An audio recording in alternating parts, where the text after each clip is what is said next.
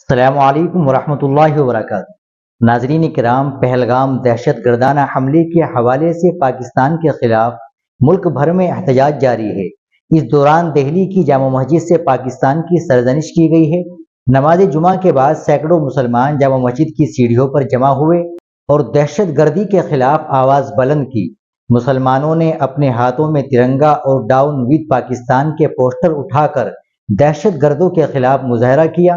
لوگوں کے ہاتھوں میں پوسٹروں پر لکھا ہے کہ ہر گھر سے نکلے گی آواز، آتنکواد کا ہو وناش۔ ایک بے گناہ کا قتل پوری انسانیت کا قتل ہے۔ پہلگام پر حملہ انسانیت پر حملہ ہے۔ ملک کے کونے کونے سے دہشت گردی اور پاکستان کے خلاف سخت کارروائی کا مطالبہ کیا جا رہا ہے۔ پہلگام دہشت گردانہ حملے کے خلاف احتجاج میں تاجروں نے جمعے کو بند کی کال دی ہے۔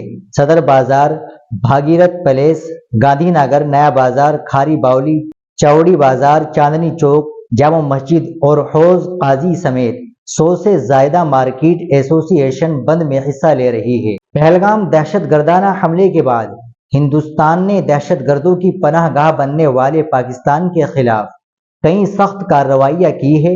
بھارت نے سندھ آبی معاہدہ 1960 کو فوری طور پر معطل کر دیا۔ سندھ کو پاکستان کی لائف لائن کہا جاتا ہے۔ اس حوالے سے پاکستان کو باضابطہ معلومات دیتے ہوئے بھارت نے کہا کہ اس نے معاہدے کی شرائط کے خلاف ورزی کی ہے۔ ناظرین اکرام، آپ اس خبر کے تعلق سے کیا کہیں گے کمنٹ باکس میں ضرور بتائیں۔ ویڈیو کو لائک اور شیئر ضرور کریں، چینل کو بھی سبسکرائب کر لیں۔ ملتے ہیں انشاءاللہ اگلی ویڈیو کے ساتھ۔ السلام علیکم ورحمۃ اللہ وبرکاتہ۔